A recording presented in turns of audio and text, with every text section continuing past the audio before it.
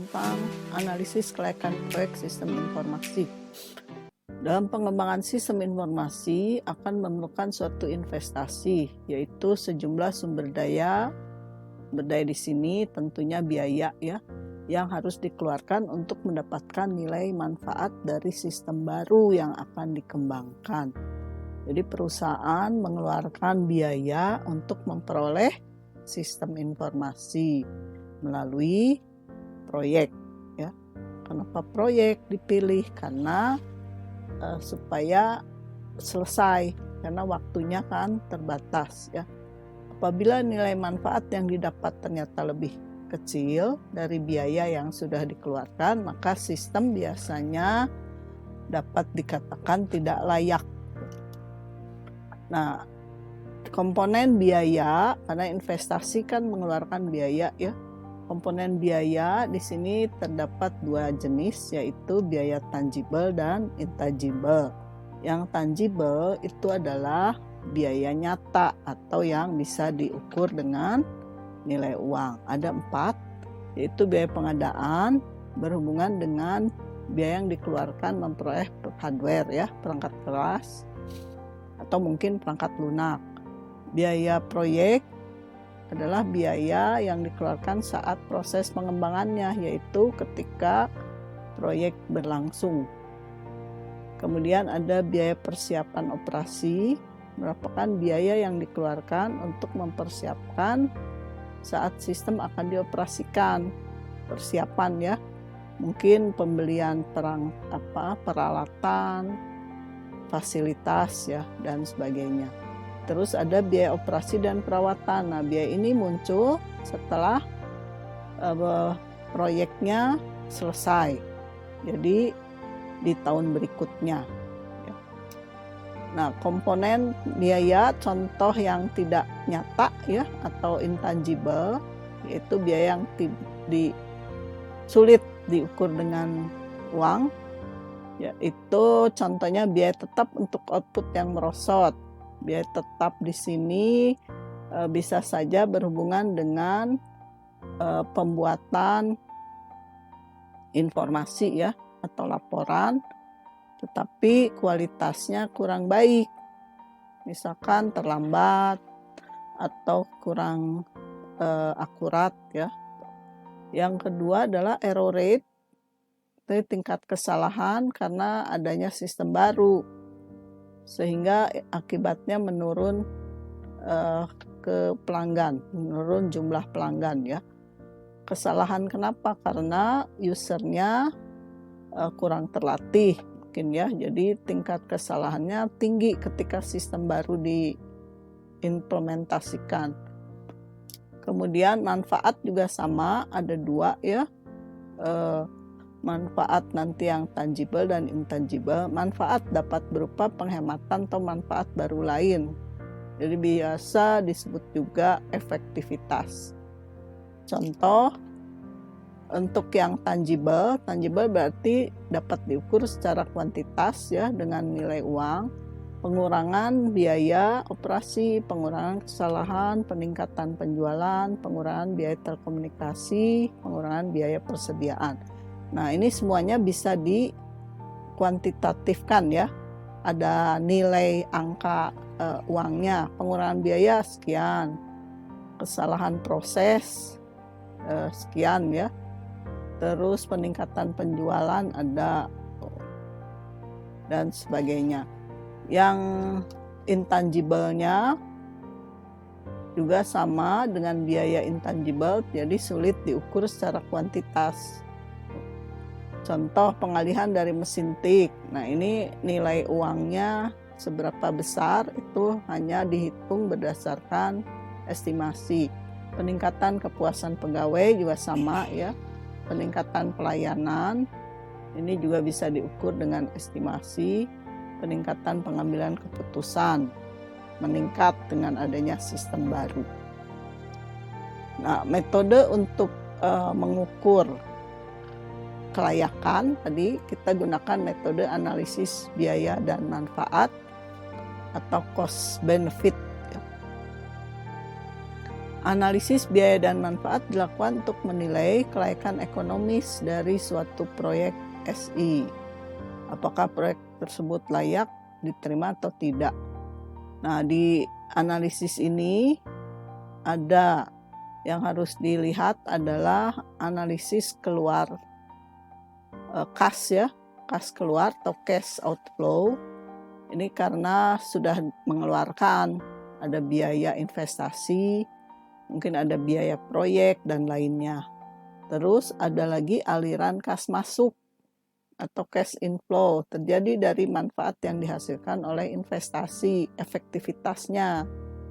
Termasuk nanti ada manfaat yang tangible dan intangible. Nah, aliran kas masuk ini seringkali dihubungkan dengan namanya proceed ya. Proceed yaitu keuntungan bersih sesudah pajak ditambah dengan depresiasi. Cara menghitungnya menggunakan rumus ini, yaitu manfaat yang diperoleh dikurangi biaya operasi. Tuh. Ya. Jadi nanti didapat biasanya manfaat harusnya lebih besar ya. Nah, di sini untuk menentukan nilai tadi seberapa layaknya proyek tersebut menggunakan 3 jenis metode ya. Yang pertama metode payback period itu untuk menentukan waktu pengembalian. Yang kedua metode ROI, return on investment, untuk mengukur pengembalian investasi atau besarnya keuntungan. Yang ketiga metode NPV, net present value, untuk mengukur nilai sekarang bersih ya, untuk keuntungan atau pendapatan yang diterima di masa yang akan datang. Nah, untuk metode yang pertama yaitu payback period ya. Metode ini menilai kelayakan proyek investasi dengan dasar lamanya investasi tersebut. Apakah dapat tertutup balik modal ya dengan aliran kas masuk, atau menghitung waktu pengembalian modal investasi dengan tidak memasukkan faktor bunga ke dalam perhitungannya. Jadi hanya mengukur atau menghitung waktunya.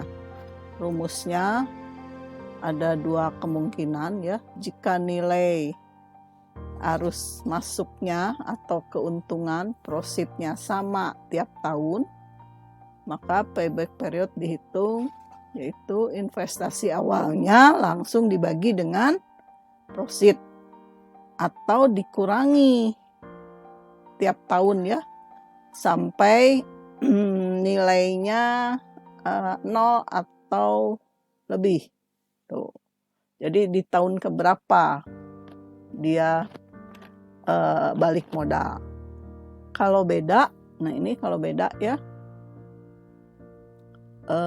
N itu adalah tahun terakhir di mana jumlah arus kas masih belum menutup.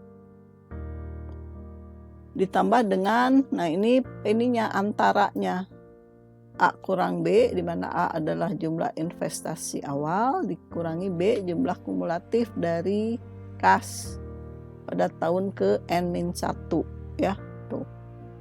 Contoh misalkan nih ada suatu proyek nilainya 14 juta.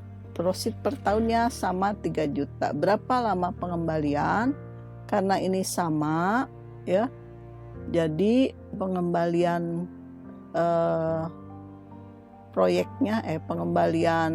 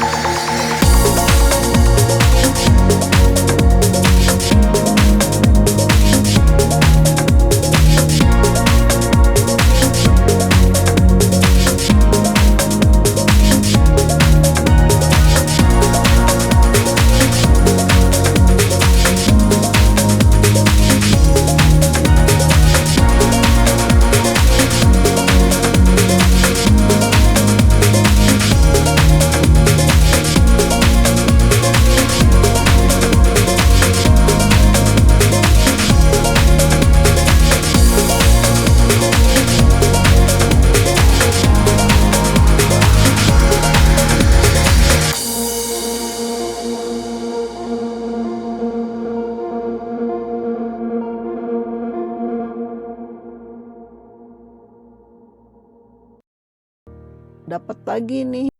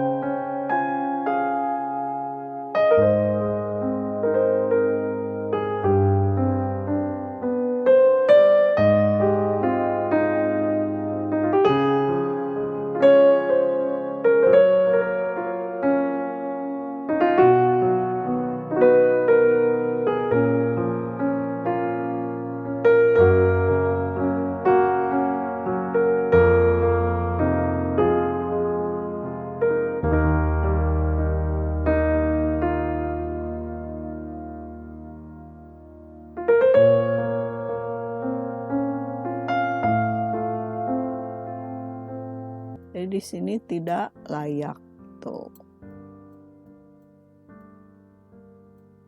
Nah, mungkin saja karena ini 1/4 tahun hanya 3 bulan, ya pihak perusahaan menyatakan layak ya, karena masih di bawah setengah tahun tuh.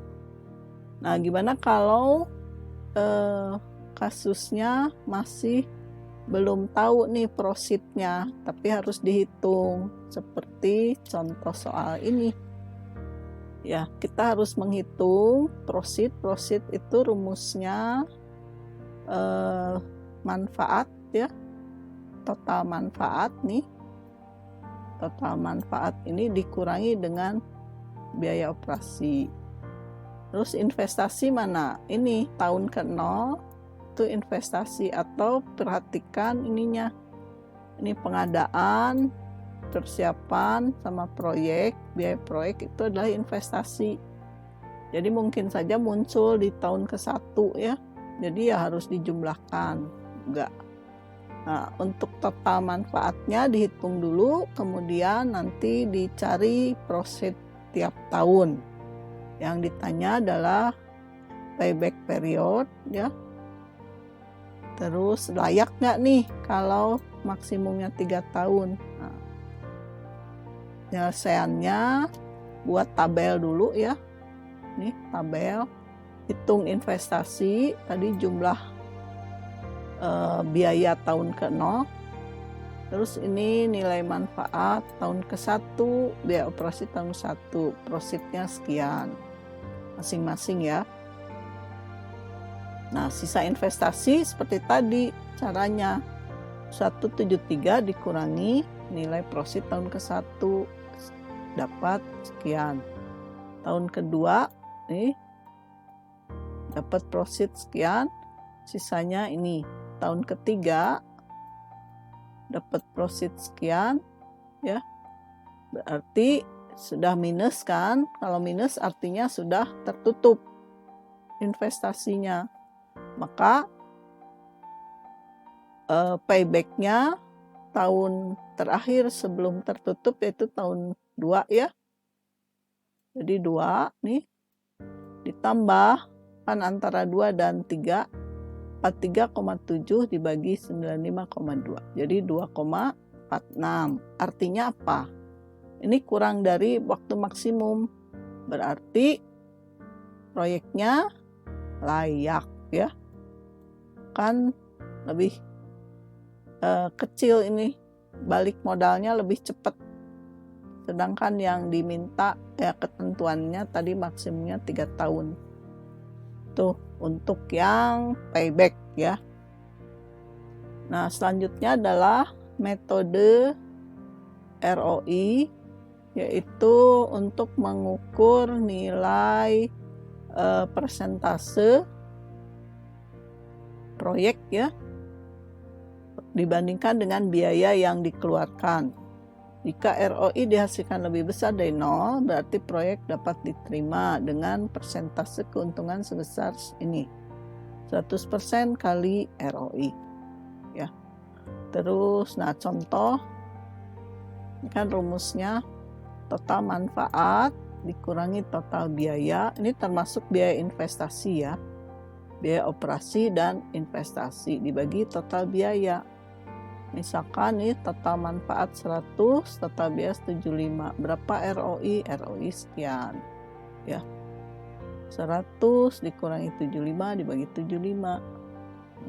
Ini lebih besar dari 0, artinya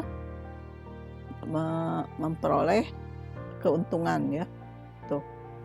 Sebesar ini sebetulnya bukan 75 ya, 3% itu dari nilai investasinya berapa, karena kan ini biayanya semua biaya termasuk operasi, biaya investasinya aja. Kemudian yang berikutnya contoh lain ini investasi 173, ini dari yang soal sebelumnya ya. Manfaat tahun ke-1 68, 88, 113, 125 ditotalkan, hasilnya ini biaya, ini investasi ditambah biaya operasi, ini hasilnya ini. Masukkan ke rumus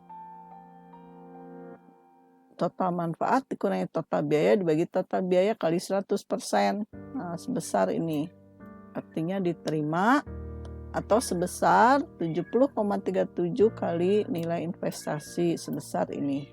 Nah, ya. Sekarang untuk latihan, nah silakan ini kerjakan latihan sampai NPV ya. Nah, juga NPV itu dijelaskan selanjutnya di sini. NPV metode menggunakan penyesuaian nilai uang sekarang yang akan diterima di masa depan dengan memperhitungkan tingkat suku bunga. NPV menentukan berapa besar hasil atau profit dapat menutup biaya pengembangan sistem atau suatu investasi dengan mencari selisih antara nilai biaya dan manfaat saat ini. Menggunakan rumus seperti ini ya. Jadi profit dibagi dengan 1 plus I adalah bunga yang ditentukan ya. Nih bunga diskonnya, bunga penurunan. Sampai tahun yang ditentukan. Tadi misalkan tahun keempat ya, sampai tahun keempat dikurangi nilai investasinya. Betulnya ini juga sama, profit tahun ke-0 kan ya, dibagi 1 plus I tahun pangkat 0. Pangkat 0 itu kan nilainya 1. Jadi ya sama saja dengan nilai investasinya. Jika nanti hasilnya lebih besar dari 0, artinya investasinya diterima. Ya. Misal, ini dari yang soal yang sebelumnya, investasi 173. Ini nilai manfaat ya. Ini profit masing-masing. Nah, jika bunganya 18%, berapa nilai NPV-nya? Terus bisa juga dihitung payback-nya dengan memasukkan bunga. Ya, caranya untuk menghitung NPV, masukkan rumus nih masing-masing proceed ya. Dibagi dengan 1 plus I. I-nya kan 18%, 0,18. Ini pangkat 1, pangkat 2, pangkat 3, pangkat 4 dikurangi 173. Didapat hasilnya positif ya. Nih, jadi diterima. Untuk menghitung period itu pakai proceed yang sudah menggunakan bunga yang ini. Ya, tetap dihitung dikurangi ini 173 investasi kurangi proceed masing-masing, sehingga diperoleh 3 plus ini yang terakhir sebelum minus dibagi ini, dapat 3,2. Karena waktu maksimum tadi 3 tahun, maka harusnya tidak layak ya kalau berdasarkan ini. Tapi karena bunga diperhitungkan, biasanya toleransi untuk kelayakan itu berada di 6 bulan. Ini kan kurang dari setengah ya, kurang dari 0,5 tahun, jadi bisa masih layak. Ya, demikianlah. Nah, selanjutnya silakan dicoba ya latihan ini supaya bisa lebih dipahami. Terima kasih sudah menyaksikan materinya.